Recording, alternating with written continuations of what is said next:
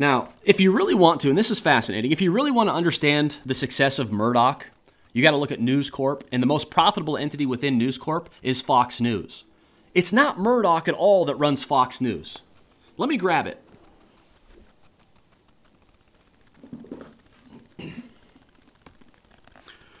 And so when Murdoch originally launched Fox News, here's the guy he hired, Roger Ailes. Roger Ailes comes from radio background, comes from television background, and he was hired by Murdoch to build Fox News into a juggernaut. Okay, the media establishment wrote the effort off as a joke. And so all the NBCs, the major networks, said, fat chance. You're never going to be able to compete with us. Not in the world.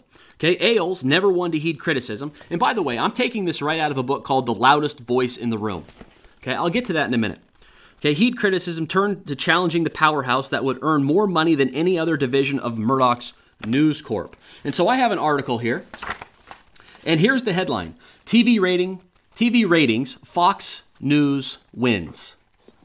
Okay, and it goes on to talk about Fox News was unshakable as the #1 cable news channel last month. Overall, Fox News, owned by Rupert Murdoch's 21st Century Fox Media Company, ranked as the third most popular channel in August behind only sports juggernaut ESPN, which, let's face it, ESPN is going to beat everything in cable world. It's sports. America has a love infatuation with sports. And then, of course, USA Network, which isn't in the news industry at all. Okay, and so how much are they beating them by? During prime time, Fox News has 3 million viewers versus CNBC, CNN, MSNBC, you're looking at 500,000. And so wide and vast margins, 3 million versus 500,000. They're doing 600% better. Okay, and so if you want to look at the brilliance of Rupert Murdoch, and you want to figure out how his companies have grown and how you might be able to put this into your real estate business, what you really want to do is go study Roger Ailes, because here's the guy who built Fox News into the juggernaut that it is. Okay, and so it goes on. No one could rein Ailes in, not even Rupert Murdoch. And so at times, Ailes, he's doing things that nobody else is advising him to do. Nobody can rein him in, not even Murdoch. In 2008, Murdoch even contemplated, and again, I'm reading from this book, taking a quote, The Loudest Voice in the Room. Excellent book. You should go read it. In 2008, Murdoch even contemplated supporting Obama in the pages of the New York Post instead of the Republican John McCain. When Ailes caught wind of the possible endorsement, he threatened to quit. It was a game of brinksmanship that Ailes won. In other words, in his own organization, Roger Ailes has more power than Rupert Murdoch. If Ailes quits, Murdoch takes a massive hit to the wallet because they don't understand what this guy does. They don't have the courage to do what this guy does. They don't have the ability to understand what a message that this guy does.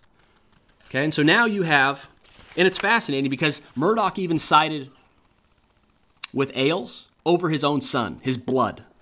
Okay, Murdoch even sided with Ailes against his children. In 2005, Murdoch's older son, Lakeland, left the company after clashing with Ailes, among others, over management decisions. Okay, and so I have this headline here. Brian Williams, NBC, he pleads with kids to start watching the news. NBC nightly news anchor Brian Williams is joining a clutch of frustrated journalists and educators worried that today's youth are growing up news-free.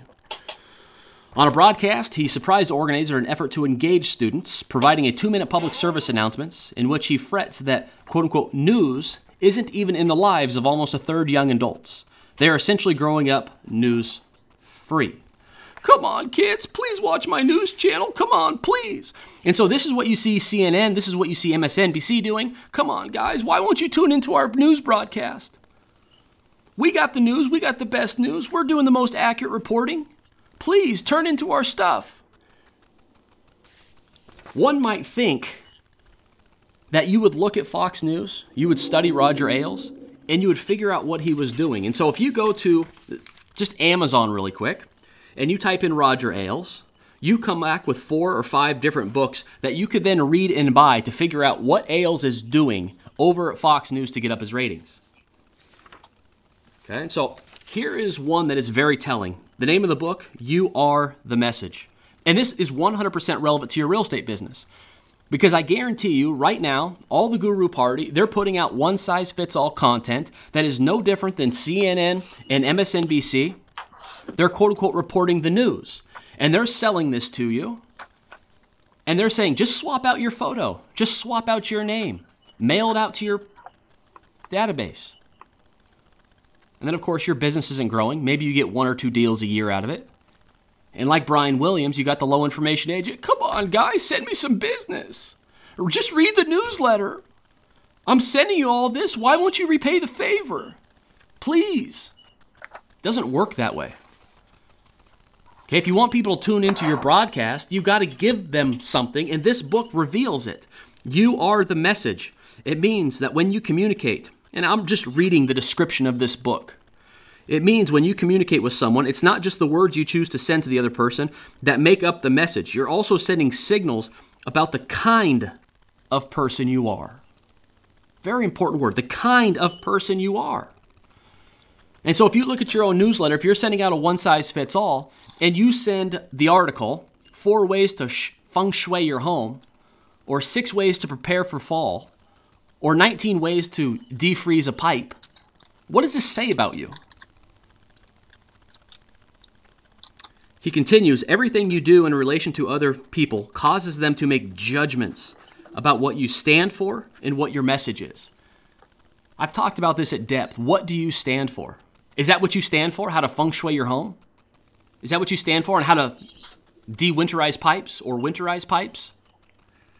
You are the message comes down to the fact that unless you identify yourself as a walking, talking message, you miss that critical point. Okay, and so if you think about what Roger Ailes did, 1992, 1994, the first thing he did is he brings in Rush Limbaugh.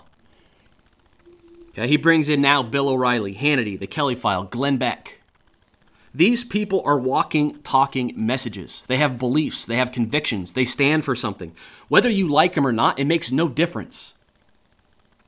They have a viewpoint. They have an ideology. They have opinions. They have commentary. They have courage. They're not afraid to stand up and speak.